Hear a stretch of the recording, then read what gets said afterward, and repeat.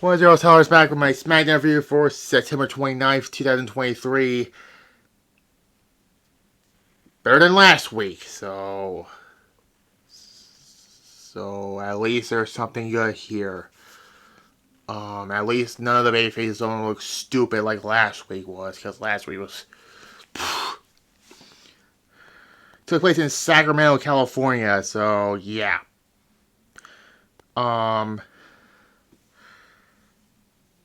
We kick off with Jimmy Uso and Saul Sikoa, Umaga Jr. and Paul Heyman, like every fucking week. And the fans boo as Heyman introduced himself, which is not the rain of boos like Dominic Mysterio on Raw. And they acknowledge their tribal chief Roman Reigns, which he's not fucking there. And they talk about they attacked AJ Styles and John Cena last week on SmackDown, which Heyman said AJ Styles isn't on SmackDown, which, like, why can't we? They gotta do AJ Styles versus Roman Reigns, at least at WrestleMania. I have a sickening feeling it's gonna be The Rock. But anyways, Jimmy tells Cena to stay far away from the bloodline, like, yeah, right. And then lets Carl Anderson attacking them from behind, and then let us Jimmy Uso beating Carl Anderson like that. I did not care. The match sucked. 1 out of 5. That 1 out of 5 is the only bad match on the show. So, yeah, great start. And then afterwards, Solo gets in the ring and hits Carl Anderson with the Samoan Spike.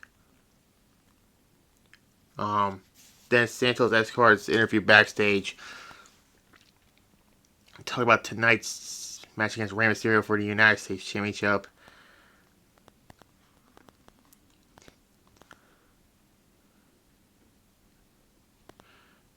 And afterwards, after they walk up the ramp, me and him just slapped Jimmy Uso in the face. That made me laugh. And anyways, then the Bloodline are walking backstage, and they push. Jimmy yelled at and pushed 3 employees, and Heyman grabs his phone and calls Roman Reigns. Like this is the fucking 90s with the phone. I'm surprised he didn't hit people with the phone. And then the Grayson Waller effect. Fuck this generic creator wrestler, okay? With Bobby Lashley. And he says he might be the... What they call him? I don't know what they call him, but he introduces Bobby Lashley to the ring, and Lashley hands down and smiles at Waller, does push-ups in the middle of the ring. We're like, what the this guy's a fucking idiot. They talk about, Waller said his boys, the Street Profits, had a disastrous loss last week. And then that brings out the Street Profits and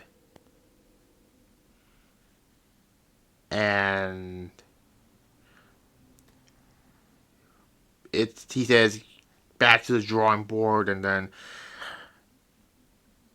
oh my god, then fucking Austin Theory comes out, this fucking punk ass bitch.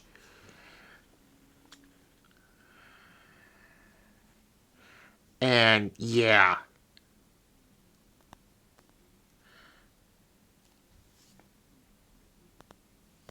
But anyways, this isn't the last time we see those 3, by the way. Street Profits and,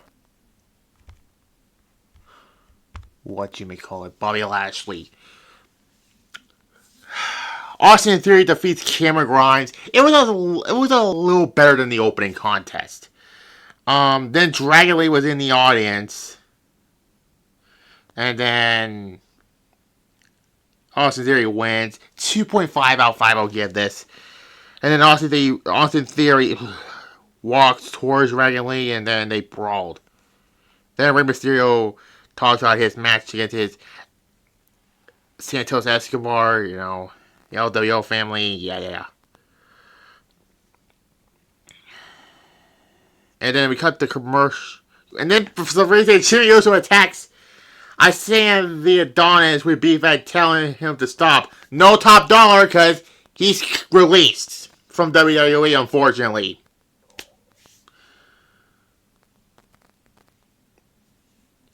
Then the best match on this show for the United States Championship. Rey Mysterio defeats Santos Escobar. This reign from Rey Mysterio is better than his first two runs he had 4 years ago. God, I hate 2019. This match was a fantastic match, but for some reason we cut. They show a split screen of Jimmy Uso and Soul Squad attacking WWE officials. Should they get them suspended for this? But regardless, this was the best match of the night. I thought that Santos was going to win the United States title, but they kept it on Rey Mysterio. They showed some respect afterwards by 4 out of 5. And then they get attacked by the Street Profits, but the Street Profits attack Rey and Escobar, and then Bobby Lashley came out and he's impressed with them again, and then Dragon Lee tries to jump the barricade, but the $2 security hold him back. So this feud between the LWO and the Street Profits, or the New Hurt Business, I like to call them, it's not done yet. Probably gonna be a big tag match at Fastlane.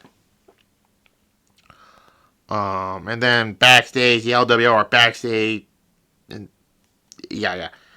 Ray on his win, but Escobar cuts him off. He said this is the best night of his life, and Ray tells her that the LWO challenged this New Hurt Business at Fastlane. So okay, that's gonna be a fun match. And then there were reports that Jade Cargill was done with AEW, and it happened. She's now signed with WWE. Watch. She's going to get the next Bianca Belair over push. So, yeah. And then John Cena was driving to the arena, and then skip pretty deadly bullshit. Butch and Holland, he wishes he would have broken his leg. Still, I don't think Sheamus has been around, or maybe he's just doing it, or maybe this was a year after he got married. Yeah, I think he's on his honeymoon. Yeah, that's probably the reason. And then we get Charlotte versus Bayley.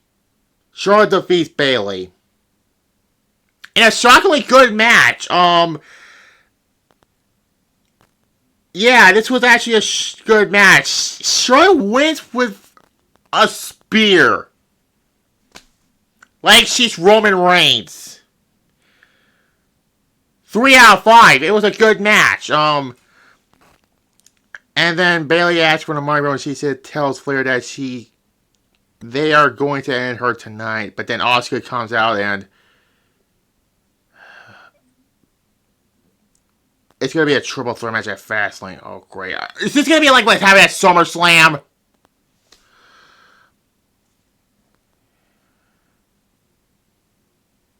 Anyways.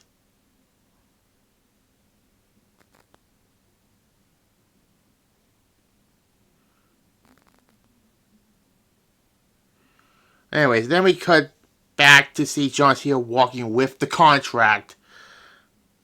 And he comes out. And then the Bloodline came out. They get to a brawl. Well, mostly Jimmy Uso music hits. And then they're going to do the same thing they did last week. Until LA Knight comes out and he's substituting for AJ Styles in this case. Okay, I can accept LA Knight. And it's kind of funny I'm wearing this t-shirt.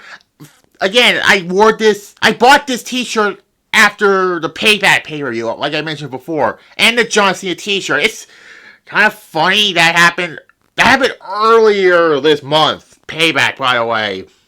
Fun experience, and Bias is my best pay-per-view of 2023 because I'm biased because I was there at Payback. So at least that have the babyface look good here instead of last week because yeah. As a result of this was a good SmackDown. A B+, just like Raw. Again, I think WWE is way better to watch than AEW, basically. Also, I did my first action figure match. Goldberg destroying Shane McMahon. And I did my Extreme Sets crowd, the retro crowd like I mentioned before, and my Bash to the Beach 2000 review also on my secondary channel, which now we're going to kick off the Halloween Havoc reviews on the secondary channel, like I mentioned before. 94, I already did 94 last year. It's going to be a redo on that at some point in the future. 1992, the first spin the wheel, make the deal. 93, the second one. The first one was Sting and Jake Roberts. The other one has Vader and Cactus Jack. And the other two are redos. Halloween Havoc 97 with Rey Mysterio and Agro had that hell of a Cruiserweight Championship match. And Diamond Dallas Page and Randy Savage had that Las Vegas Sudden Death match, aka Last Man Standing. And Havoc 98, where Goldberg and Diamond Dallas Page had the best Halloween Havoc main event. And that disastrous Hogan and Warrior match, which we'll get to there. So yeah, B+. So tomorrow I'll do my Mortal Kombat 10 review. Sunday, I don't know what I want to do.